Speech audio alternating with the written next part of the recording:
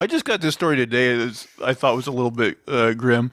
Little nursing home of horrors. Nurse chopped off man's foot without his consent. Forced amputation is something you'd only expect to see in horror movies, but the horrifying concept turned into reality at a Wisconsin nursing home. A nurse at Spring Valley Health and Rehab Center stands accused of cutting off a resident man's foot. According to media reports, the man never consented to the operation and died shortly afterward. But that's not the worst part. The whole story gets worse once you learn what the nurse planned to do with the severed foot. Witnesses claim Mary Kay Brown, 38, placed the foot in a freezer after removing it. Brown allegedly intended to have the limb preserved at her family's taxidermy shop and use it to scare children into wearing their winter boots. You guys seen Arrested Development? How cool. There's a guy who's missing an arm or something. They're like, the guy died, but that's not the worst part. The worst part was she was going to use his foot to scare children. Well, like, wear your boots. The worst part is he died. That is kind of true. But just the idea of, like, kids, if you don't wear your boots, you're going to get, like, hypothermia and you're going to lose your fucking And she straight up murdered a man for that foot to teach that lesson. Brown allegedly intended to have the limb preserved at the taxidermy shop. That sounds like the kind of thing a responsible professional nurse would do. I guess that sentence was ironic. The 62-year-old resident arrived at the nursing home in March of 2022. Even at the time he arrived, he was not in great condition. The man who had been living alone had fallen in his home and been unable to get up. It's unknown how long he spent on the floor, but it must have been a considerable amount of time. We're saying that because by the time he was discovered, his foot was dead. The heat in his home had been turned off, so his foot had succumbed to frostbite and became necrotic. Yeah, like... Okay, so it's a bad foot. It is, but, like, if you're just, like, not actually outside exposed to the elements, but in a house with no heat, like... How long do you think it would take for a frostbite to set in? Why just his foot? Maybe the rest of him had clothes on, and maybe I don't know. It's something that can take some time. So, in all honesty, the foot was never going to make it and would have needed amputation, but not like this. So the man was admitted to the nursing home in March, but for some reason the nursing home decided to do absolutely nothing about the dead foot. The necrosis only kept advancing and eating away at his flesh. According to the Milwaukee Journal Sentinel, by late May, the man's foot was hanging on by a single tendon and a 2-inch thick strip of skin. Yeah. The weird thing, so, like... Why isn't this man in a regular hospital, first of all, rather than this nursing home? Right, you'd think you'd have to send him to a hospital to see a surgeon. And how can they see his foot in this kind of condition and be like, oh, no, he doesn't need to go to the hospital right They're away. like, we can get 3 more monthly checks out of this guy. I bet that's exactly what they were thinking. The extreme necrosis was also causing him other problems.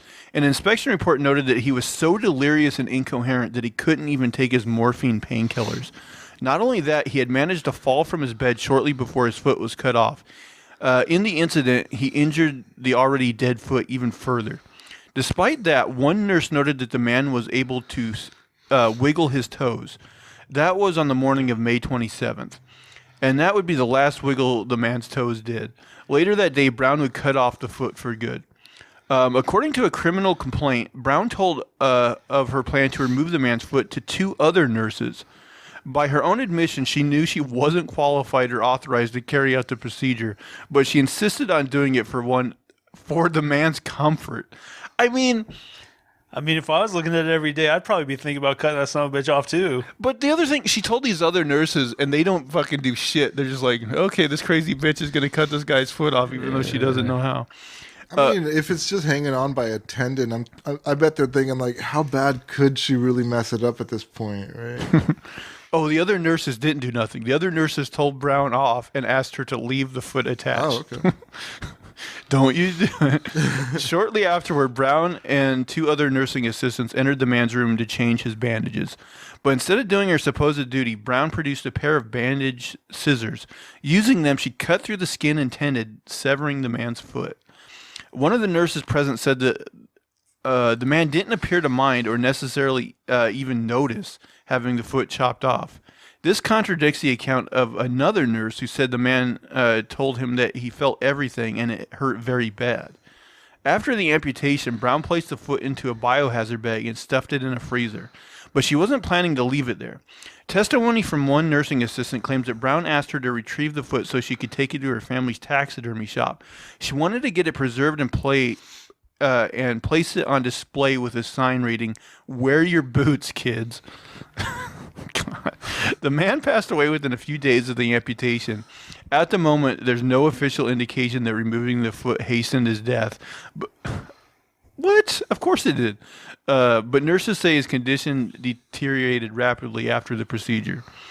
Fortunately, Brown's sick plan never came to fruition, though no thanks to swift action. It took 2 days before one of the nursing assistants present at the amputation informed Tracy Wrights, the nursing home's director, about what had happened.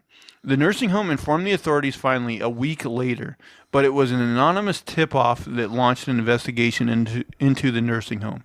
As it turns out, the nursing home has an impressive list of safety and regulation violations. Surprise, surprise. Not only has the amputation incident resulted in citations for 5 different reporting and healthcare infractions, the nursing home has a long history of other violations as well, including a failure to report and investigate a sexual assault and a patient's head injury after falling from a wheelchair. For many of the federal felony violations, the maximum penalties include $100,000 fines and up to 40 years in prison. But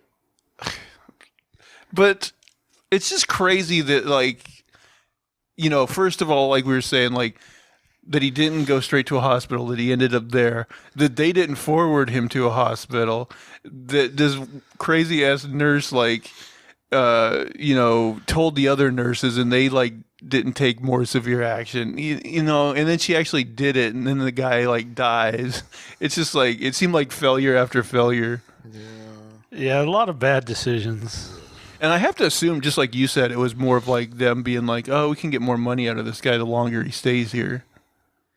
Yeah, he should have been reported and sent to a real hospital, apparently. Of course, I don't know. Like, how much money do you think this guy had? The fact that he, like, you know, fell in his apartment and was just like freezing to death there for however long. Yeah.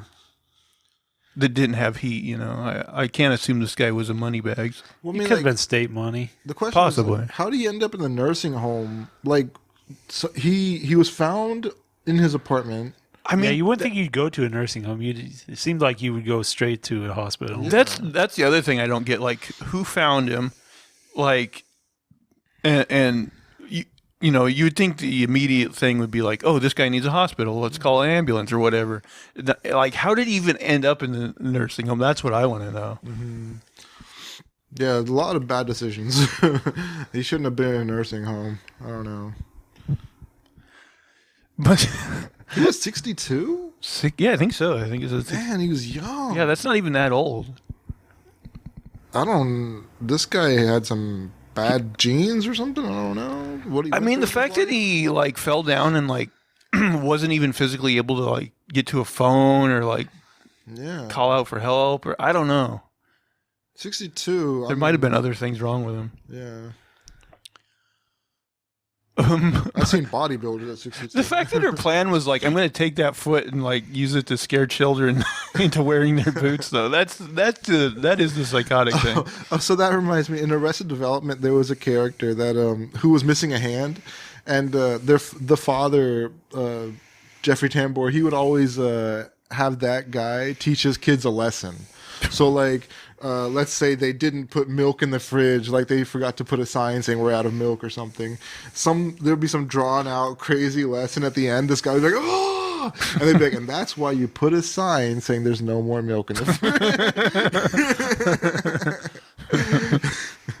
So it sounds like this lady got her lessons from that show.